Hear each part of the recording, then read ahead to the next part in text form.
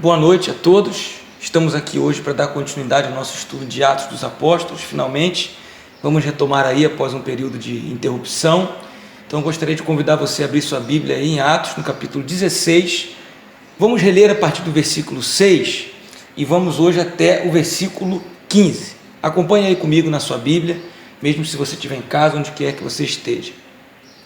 E percorreram a região frígio-gálata, tendo sido impedidos pelo Espírito Santo de pregar a palavra na província da Ásia. Chegando perto de Mísia, tentaram ir para a Bitínia, mas o Espírito de Jesus não o permitiu. E tendo contornado Mísia, foram a Troade. À noite, Paulo teve uma visão na qual um homem da Macedônia estava em pé e lhe rogava, dizendo: passe a Macedônia e ajude-nos.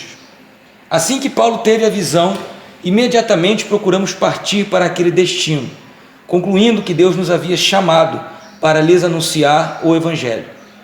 Tendo, pois, navegado de Troade, fomos diretamente para Samotrácia, e no dia seguinte a Neápolis. Dali fomos a Filipos, cidade da Macedônia, primeira do distrito e colônia romana. Nesta cidade permanecemos alguns dias. No sábado saímos da cidade para a beira do rio, onde nos pareceu haver um lugar de oração. E assentando-nos, falamos às mulheres que haviam se reunido ali. Certa mulher, chamada Lídia, da cidade de Tiatira, vendedora de púrpura, temente a Deus, nos escutava. O Senhor lhe abriu o coração para que estivesse atenta ao que Paulo dizia. Depois de ser batizada, ela e toda a sua casa nos fez este pedido: se julgam que eu sou fiel ao Senhor, venham ficar na minha casa. E nos constrangeu a isso. Amém? Vamos orar, convido você a orar aí. Pai, obrigado por essa palavra, que ela alcance o seu objetivo, que a mensagem verdadeira seja transmitida hoje, aqui, através da leitura do texto, da exposição, e que o teu Espírito possa colocar em nós aquilo que é do teu interesse, da tua vontade, para mim e para todos aqueles que me ouvem nesse momento. Em nome de Jesus. Amém. Então, a gente vai continuar o estudo de Atos e a gente vai pegar do ponto onde eles chegaram em Filipos. A gente sabe que Paulo, quando chegou nessa localidade aqui, ele vinha de um momento, por isso que nós lemos desde o versículo 6, ele vinha de um momento de grande dúvida, de grandes incertezas, de confusão, né? Ele saiu do Concílio de Jerusalém, onde houve um grande debate sobre questões de doutrina. Ele vinha de uma ruptura com Barnabé, que era o seu companheiro até então de viagem, e ele empreendeu essa segunda viagem, que nós chamamos de segunda viagem missionária, e visitou algumas regiões onde ele já tinha estado antes, mas a partir de um determinado ponto, como nós lemos, ele começou a ser impedido de ir a alguns lugares. Ele foi impedido pelo Espírito de pregar na Ásia, ele tentou ir para a Bitínia, mas mais uma vez o texto diz que o Espírito de Jesus não permitiu, e aí ele se encontra, né, numa situação de incerteza. Ele vagou durante um bom tempo, contornando essa região aqui, chamada de Mísia, e chegaram em Troade. Nessa localidade estavam já Paulo, Silas, Timóteo já tinha se juntado a eles, e tudo indica que Lucas também, que escreveu o livro de Atos. E aí, nesse ponto, eu queria conversar com vocês, que o texto tem a nos ensinar, nesse período de incerteza, como até nós mesmos temos vivido, né, em função de toda essa pandemia, em função do coronavírus, Paulo se encontrava sem uma direção, Paulo se encontrava sem uma orientação, e isso provavelmente o estava deixando triste, ansioso, preocupado. Mas em Troade ele teve uma visão, e nessa visão ele enxerga um homem da Macedônia, e esse homem pede para ele: passe para cá e nos ajude. Então eu queria fazer um paralelo dessa condição do apóstolo com a nossa condição, em de que, seja qual for o momento que a gente esteja vivendo, mesmo que seja um momento como esse de incerteza, de vagar, Deus prepara algo e Deus coloca pessoas que estão precisando de que nós façamos uma travessia e para a gente cumprir o propósito e a vontade de Deus. Então é interessante pensar num texto como esse, onde ele é chamado a fazer uma travessia. Infelizmente hoje aqui a gente não tem aqui aqueles mapinhas, né? Ele ia precisar atravessar um mar para chegar na Macedônia, onde um vírus atravessou todas as fronteiras, porque para ser classificado como pandemia, isso significa que já está no mundo inteiro. Onde um vírus consegue atravessar, está no mundo inteiro. E naquela época, com muito menos recursos, Paulo foi chamado por Deus a atravessar e estar com pessoas. Então, será que nós também não podemos, que foi de onde nós paramos, né? Na última quarta-feira que nós pensamos nesse texto, será que nós também não podemos ouvir esse chamado, chegar à conclusão que Paulo chegou e fazer o que ele fez? Porque diz o texto no versículo 10, assim que Paulo teve a visão, imediatamente procuramos partir para aquele destino, concluindo que Deus nos havia chamado para lhes anunciar o Evangelho. Então, basicamente, hoje nós vamos falar no início do ministério de Paulo na cidade de Filipos, que engloba ali a conversão de Lídia, como nós já lemos. E vamos falar em como esse ministério de Paulo foi moldado por essa visão, em como esse ministério de Paulo foi moldado por esse chamado que ele recebeu de pessoas que precisavam do Evangelho. Porque hoje, mais uma vez, nós como igreja nos juntamos a outras instâncias da sociedade pensando como nós podemos ajudar. E é isso que Paulo enxergou, um homem na Macedônia pedindo ajuda. E a gente se pergunta como nós podemos ajudar, né? A visão não foi muito específica, o homem estava pedindo ajuda. Então era um homem na Macedônia, Paulo sabia que havia uma necessidade humana e Paulo falou, é para lá que nós vamos. Mas a conclusão que Paulo chegou, pelo foco que ele tinha de vida, era, nós podemos ajudar anunciando o Evangelho. Então nessa noite eu creio que o aprendizado para a gente como igreja, com esse momento que Paulo viveu, é que a gente sempre pode ajudar. É que através de uma pandemia como essa, que gera uma grande incerteza e muitos de nós não sabemos para onde nós vamos, nós podemos ouvir o chamado de Deus, que se expressa através de pessoas ao redor do mundo pedindo ajuda. E o Evangelho é essa ajuda. Então, no que consiste esse Evangelho? Sabe, que mensagem é essa que conquistou o apóstolo Paulo, que fez com que ele fosse um agente dessa mensagem? Porque hoje o vírus, nós já sabemos, né, fazendo uma comparação bem tosca, o vírus precisa de pessoas para ser carregado de um lado para o outro, basicamente. O Evangelho também. O Evangelho também precisa de um transmissor, o Evangelho precisa de gente que vai levar essa mensagem. E Paulo era uma pessoa assim. Então eu queria que você pensasse, antes de mais nada, se você já foi conquistado pelo Evangelho, se você já foi conquistado por essa boa nova. A palavra diz, quão formosos são os pés daquele que leva a boa notícia, daquele que carrega o Evangelho. Ou seja, o Evangelho é uma questão de dinâmica na nossa vida. E hoje nós estamos aqui fazendo exatamente isso. Nós não temos o nosso local no momento aberto para fazer essa transmissão. Como Paulo teve várias portas que se fecharam. Então, nós temos que encontrar meios. Então, os meios nós estamos procurando.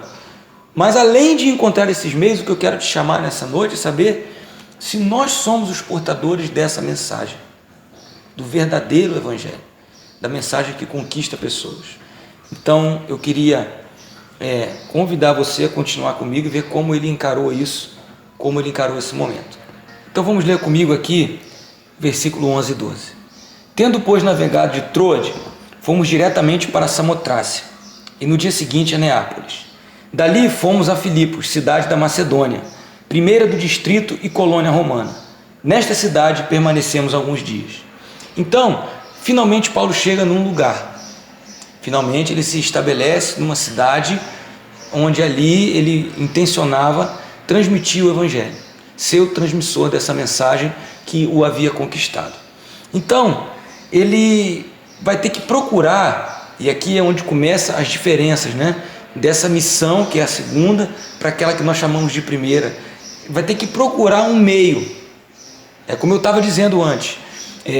Quem tem essa mensagem no coração, quem tem essa mensagem na sua vida, quando a mensagem de Jesus, do Messias, nos alcança e nos transforma, e transforma a nossa visão de mundo, nós vamos ter que nos adaptar às situações, nós vamos ter que nos adaptar. A mensagem não tem que se adaptar, mas nós temos que nos adaptar para encontrar maneiras, para encontrar meios de transmitir essa mensagem. Por que eu estou dizendo isso? Porque Filipos, diferentemente de muitas das cidades onde Paulo já tinha pregado a palavra do Senhor, eram cidades onde ele começava pela sinagoga, porque ali ele já encontrava uma quantidade de judeus predispostos a ouvir algum tipo de mensagem, que conheciam as Escrituras, e ele normalmente começava por aí. Mas Filipos não tinha sinagoga. Então, quando a gente lê o versículo 13, preste atenção. No sábado, saímos da cidade para a beira do rio, onde nos pareceu haver um lugar de oração. E assentando-nos, falamos às mulheres que haviam se reunido ali. Então, a gente observa que ele saiu à procura de um lugar de oração no sábado. A gente sabe que no sábado era normalmente quando eles se reuniam nas sinagogas, nas cidades onde existiam sinagogas. E aqui ele sai nesse dia procurando um lugar de oração, ou seja, um lugar onde haveria uma aglomeração, coisa da qual hoje nós estamos proibidos de fazer. Mas isso não impediu que ele procurasse. Ou seja, ele não tinha sinagogas, mas ele tinha lugares onde ele saberia que pessoas estariam reunidas para ouvi-lo. Então, nessa noite eu quero que você pense, mesmo em situações como essa nossa hoje, de certos impedimentos e de um isolamento social, será que nós não podemos procurar pessoas? Talvez ligar para aqueles parentes que você já não liga há um tempo, talvez para os vizinhos, talvez para os próprios irmãos da igreja, ou para algum tipo de pessoa, um colega de trabalho. E é interessante que Paulo procura um lugar de oração. Será que nós não podemos fazer desse tempo de novidades, de um novo momento, onde nós precisamos procurar meios de transmitir aquela mensagem que transformou a nossa vida? Será que nós não podemos fazer desse tempo um tempo também de oração, da nossa casa um lugar de oração? Então, é interessante que Paulo está procurando. Então, esse é o primeiro ponto que eu quero tratar com vocês, que a gente aprende olhando para esse texto. Seja em tempos de incerteza, seja em tempos de desafio, quando nós temos a mensagem, quando nós temos o Evangelho, nós vamos procurar meios. E procurar meios para alcançar pessoas, porque Paulo estava querendo chegar em pessoas. Esse era o foco dele ao transmitir o Evangelho, porque foi isso que ele recebeu na missão, na visão. A visão era de um homem, de gente que precisava do Evangelho. Então, que a gente possa fazer como ele, com os recursos que nós temos, na limitação que nós temos, procurar pessoas. E aí, é muito interessante que quando ele chega nesse lugar, e ele tem que desenvolver essa sensibilidade, nós também temos que desenvolver essa sensibilidade. Ele fala, nos pareceu haver ali um lugar de oração, eles se assentaram e eles falaram às mulheres que haviam se reunido ali. Então, a segunda coisa, além de procurar meios, e talvez seja essa segunda coisa a mais importante de todas hoje aqui que a gente vai falar, nós temos que ter conteúdo. A mensagem do Evangelho, quando ela nos alcança, ela gera esse conteúdo na gente. Diz o texto que ele começou a falar com as mulheres que haviam se reunido ali. Então, ele tinha o que dizer. Esse tempo agora de isolamento social e de muitas mensagens e de redes sociais fazem com que muitos de nós tenhamos e expressemos várias opiniões. Mas eu queria trazer você que me ouve hoje para a centralidade da mensagem do Evangelho. O texto de Isaías, no capítulo 52, versículo 7, diz que os pés daqueles que anunciam a boa nova são formosos. Ou seja, há uma boa nova, há um conteúdo que torna o nosso caminho bonito, que torna o nosso caminho gracioso. Paulo tinha o que dizer. Invista esse tempo em procurar no seu coração resgatar a mensagem a boa nova, a notícia boa. Peça isso para Deus, para que Ele faça queimar no teu coração esse conteúdo. Eu sei que há questões urgentes, como a questão da saúde, como a questão econômica. Eu sei disso e todos nós temos o direito de ter opiniões acerca dessas questões. Mas a mensagem básica, o nosso conteúdo, aquilo que é profundo na nossa vida, é o Evangelho. Não estou dizendo que eu e você, todos nós temos nossas profissões, nossas ocupações, nosso contexto, que nós temos que ser um apóstolo Paulo com o conteúdo absurdo que ele tinha, intelectual, cultural. Esse conteúdo que eu estou falando é aquela parte do nosso interior que a gente permitiu que Jesus transformasse. Eu queria que você aproveitasse esse tempo para buscar isso na sua vida. O Evangelho verdadeiro, que mensagem te alcançou? Qual a mensagem que te transformou? Busca lá atrás na sua vida, não é a mensagem do pastor Diogo, ou do pastor Paulo, ou de qualquer outro pastor, mas a mensagem do Evangelho, a mensagem de Cristo, do reino de Deus. Ela alcançou você em um determinado momento da sua vida. Se ela não te alcançou, permita que ela te alcance, porque essa mensagem transforma a nossa vida. Então, a coisa mais importante para a gente pensar, que esse tempo de pandemia nos permite pensar, o que está dentro da gente? Qual é o nosso conteúdo? Que parte do nosso ser, da nossa mente, do nosso coração, nós permitimos que Jesus transformasse? E aí, surge no cenário mais uma pessoa. Surge uma pessoa chamada Lídia. Vamos ler o que o texto fala sobre ela. Certa mulher, chamada Lídia, da cidade de Tiatira, vendedora de púrpura, temente a Deus, nos escutava. O Senhor lhe abriu o coração para que estivesse atenta ao que Paulo dizia. Então, aqui surge uma pessoa que está aberta à mensagem do Evangelho. Eu queria que você recapitulasse os dois primeiros pontos, que é encontrar meios para chegar nessas pessoas. Esse é o primeiro ponto, os meios.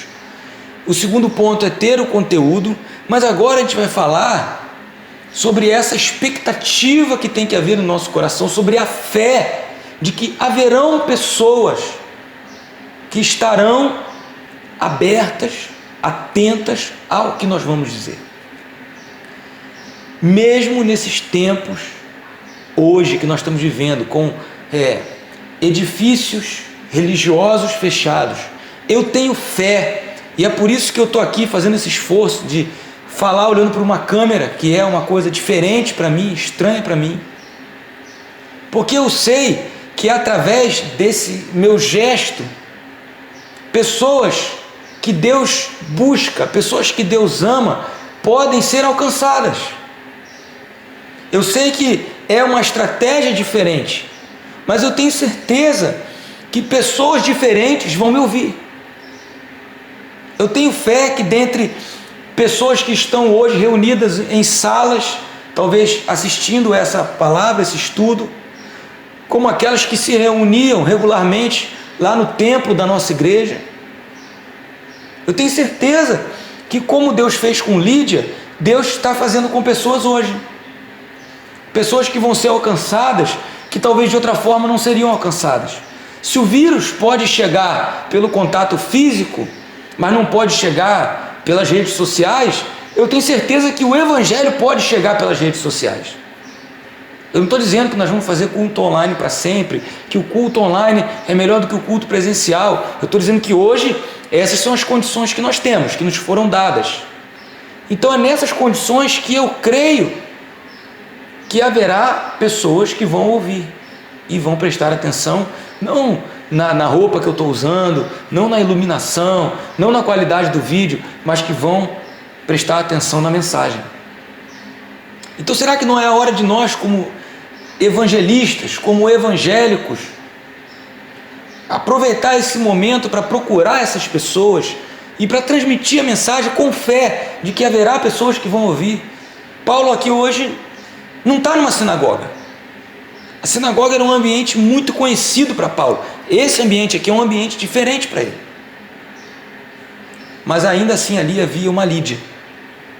Então eu queria que a gente entendesse que vale a pena procurar esses meios, que vale a pena procurar lá dentro do nosso coração o conteúdo da mensagem e vale a pena acreditar que vão haver pessoas preparadas por Deus para receber essa mensagem. Sabe, essas pessoas, e eu queria não só dizer, para que você se identifique, você que está me ouvindo, com elas, com ela, com a Lídia, mas para que nós também possamos, até mesmo nós que já temos essa mensagem muito bem plantada no coração, relembrar da nossa vida, relembrar do nosso chamado e procurar o valor dessa mensagem na nossa vida. Porque olha o que diz o versículo 14, vou reler. Certa mulher, chamada Lídia, da cidade de Tiatira, vendedora de púrpura, ou seja, como nós diríamos hoje, um profissional liberal, um profissional autônomo. Ela estava ali, naquele lugar de oração, em Filipos, temente a Deus.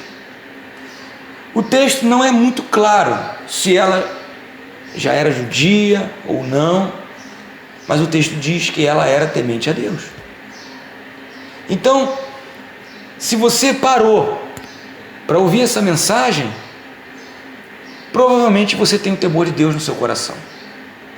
E se você nunca entrou numa igreja, ou se você tem 20 anos que você já frequenta uma igreja, sentado no banco, bonitinho, hoje eu queria chamar você para buscar isso no teu coração, o temor a Deus.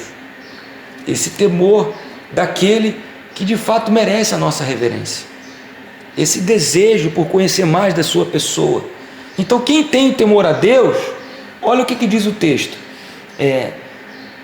Temente a Deus nos escutava. Ou seja, você está aí escutando, você está prestando atenção. O Senhor lhe abriu o coração. Então nesse momento, eu creio que a gente precisa pedir para Deus, para que Ele abra o nosso coração.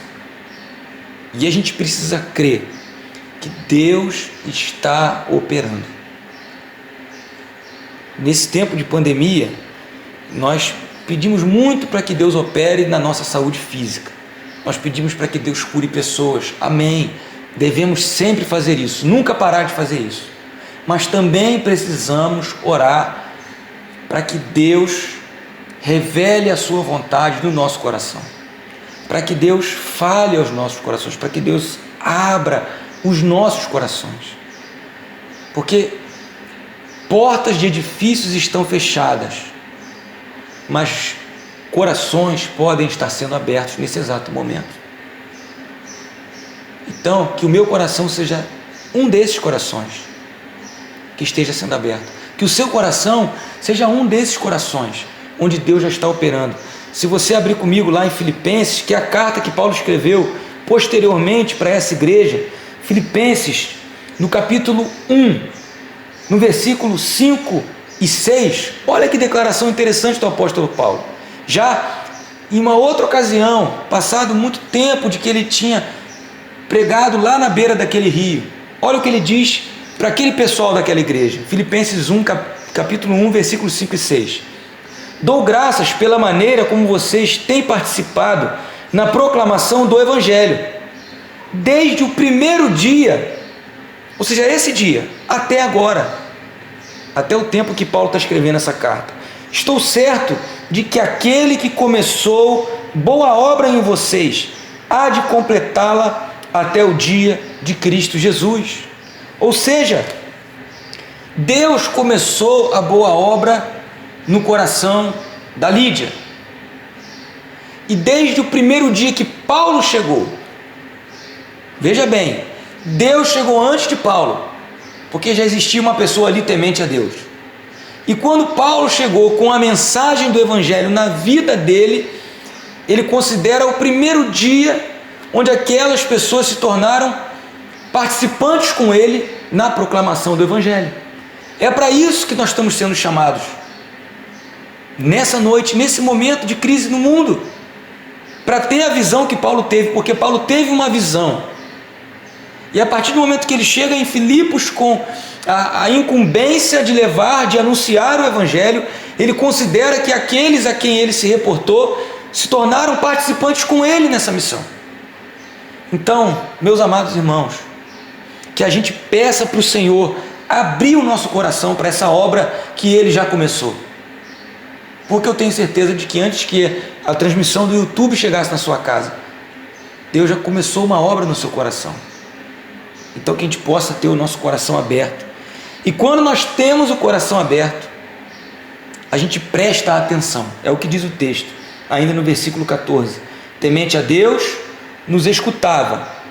O Senhor lhe abriu o coração para que estivesse atenta ao que Paulo dizia. Eu não frisei muito a primeira vez que ele fala nos escutava, porque ela estava ali escutando como qualquer outro escutava. Mas quando o coração dela foi aberto por Deus, ela passou a prestar atenção no que Paulo dizia. Então, veja, se eu tenho o conteúdo da mensagem, eu quero que as pessoas prestem atenção no que eu estou dizendo. Então, há um limite aí, traçado. É legal, é interessante saber que o vídeo da mensagem teve 100 visualizações, 200 visualizações, mas isso não é interessante porque nós estamos ficando famosos. É porque a gente crê que dessas 200, dessas 300, vai haver alguém em quem o Senhor vai tocar no coração, em que esse coração vai se abrir e essa pessoa, mais do que ouvir, mais do que dar um like, essa pessoa vai prestar atenção. Então nessa noite, eu convido você a prestar atenção. Eu sei que em muitos casos, como a nossa mente anda muito dispersa e saturada de informações, a parte do louvor é mais legal, né? É mais fácil, a gente fica ali, a gente curte, está com os irmãos. E que quando você olha lá no tempo de duração do vídeo e vê 50 minutos, 1 hora, você meio que já dá uma desanimada. Então eu tenho que me esforçar para que eu transmita a mensagem do Evangelho que está em mim. E nós temos que orar para que Deus abra o nosso coração, para que isso chame mais a nossa atenção, a mensagem verdadeira do Evangelho, do que as notícias sobre o coronavírus. Para que isso chame mais a nossa atenção, capture mais a nossa atenção do que o nosso medo de empobrecer, do que os nossos temores da economia do Brasil quebrar, do que as falas, as declarações de políticos que se aproveitam de todos esses medos que rondam o nosso coração. Nessa noite eu quero chamar a sua atenção para o Evangelho, porque é isso o que a igreja tem para oferecer à humanidade, o Evangelho. E como eu disse lá na igreja, quando a gente ainda não gravava os cultos, quando a gente tinha os cultos presenciais, no último culto antes de fechar tudo, o Evangelho não é de esquerda e nem de direita. O Evangelho é o Evangelho. O Evangelho é uma notícia que alcança toda a humanidade. É a notícia do resgate da humanidade. O Evangelho contempla as questões econômicas, para que as pessoas tenham vida, para que as pessoas possam ganhar seu dinheiro com dignidade, desenvolver as suas vocações. E o Evangelho também contempla a vida, a saúde humana. O Evangelho não tem que fazer uma escolha entre um e outro. O Evangelho engloba todo o ser humano. Então nessa noite que a gente possa orar para que hajam mais Lídias, para que nós sejamos como Lídias também, que prestam atenção ao Evangelho. Mas isso só é possível quando há temor no coração. Isso só é possível quando a gente está mais do que escutando, ouvindo uma pregação legal. Quando Deus desperta o nosso coração, porque há temor no nosso coração. E aí, diz o texto, que porque ela prestou atenção no que ele dizia, a mensagem a alcançou. Diz o versículo 15, depois de ser batizada, ela e toda a sua casa. Então, ela tinha temor no coração, Deus abriu o seu coração, ela prestou atenção na mensagem e ela tomou uma decisão. Ela falou, eu quero, e hoje não é o tempo da gente falar sobre o batismo em si, tudo o que ele representa, mas basicamente ele representa uma participação na obra de Cristo. Que participação é essa? Morrer com ele e nascer de novo para uma nova vida da ressurreição. Então ela falou, é isso que eu quero para a minha vida, eu quero nascer de novo, eu e toda a minha família. Ela tomou uma decisão, ou seja, o Evangelho alcançou de uma maneira que ela tomou uma decisão. Quantas pessoas que eu conheço que tiveram todo o tempo do mundo, simpatizaram com um tipo de Jesus, mas nunca tomaram uma decisão verdadeira em render a sua vida a essa mensagem. em se comprometer com essa mensagem. Que se quisessem se batizar hoje, teríamos algum tipo de dificuldade. Então, meus amados irmãos que me ouvem, o Evangelho sempre, e aí vou falar da minha experiência particular, quando o Evangelho me alcançou, quando eu li os textos, ainda um pré-adolescente com 11 anos de idade, vivendo situações difíceis na minha vida familiar, quando eu lia as palavras de Jesus, aquilo me impunha uma decisão. Eu falava, eu tenho que responder a isso. Isso aqui é maravilhoso demais. Então tome uma decisão por Cristo. Tome uma decisão de render a sua vida por inteiro. Que o Evangelho que a gente prega seja esse Evangelho que chama as pessoas a uma decisão. E hoje, como eu disse, desde que eu comecei a ler a Bíblia, com 11 anos de idade, até hoje, vamos lá fazer as contas, 27 anos depois. São 27 anos que todas as vezes que eu leio a palavra, ela me chama a uma decisão. Ela me chama a uma tomada de posição perante Deus. E é isso que eu estou querendo chamar vocês. Eu sei que a gente fica muito tentado a responder opiniões, né? E tomar decisões perante as pessoas. Mas nessa noite, eu te chamo a tomar uma decisão perante Deus, perante o autor da mensagem. Não perante eu que sou o mensageiro, mas perante o autor da mensagem. Tome uma decisão diante de Deus na sua vida. Coloque-se diante dele e fale, é isso que eu quero. Eu quero viver transformado para essa mensagem e por essa mensagem. Você não vai ter que ser um apóstolo Paulo, abandonar tudo, sair pregando, mas isso quer dizer que você vai, no seu ambiente de trabalho, quando ele voltar, se ele parou, ou na sua família, que você vai procurar meios, que você vai encontrar pessoas e que você vai ser um mensageiro, onde quer que você esteja. Mas você precisa tomar uma decisão perante Deus. E por último, no versículo 15 ainda, na metade do 15, ela fez um pedido para o apóstolo Paulo, Lucas, Silas e Timóteo. Se julgam que eu sou fiel ao Senhor. Aí agora, Jesus o Messias, para ela já é o Senhor da vida dela. Ela já é um dos discípulos de Cristo que esperam pelo seu Senhor enquanto ele não volta. Se julgam que eu sou fiel ao Senhor, venham ficar na minha casa. E nos constrangeu a isso. Ou seja, ela abriu a casa dela. Ela abriu a vida dela. Essa decisão que ela tomou, ela constrangeu pelo amor Paulo, Silas, aqueles que estavam com eles, a ficar na casa dela. Isso significava muito na cultura oriental. Quem você hospedava, a hospitalidade. E ficar na casa de uma pessoa, na casa de quem você ficava, simbolizava uma aliança, uma parceria, uma amizade. E a gente sabe, se você ler a carta de Filipenses, o quanto esse acolhimento significou para o apóstolo Paulo. A igreja que ficou ali, se você ler o tom da carta aos Filipenses, é um tom afetivo.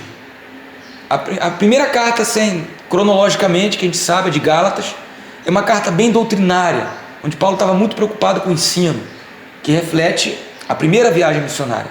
Agora, a carta aos Filipenses, que fala de uma igreja fundada nesse primeiro momento, dessa nova fase, dessa nova viagem, é uma carta muito afetiva.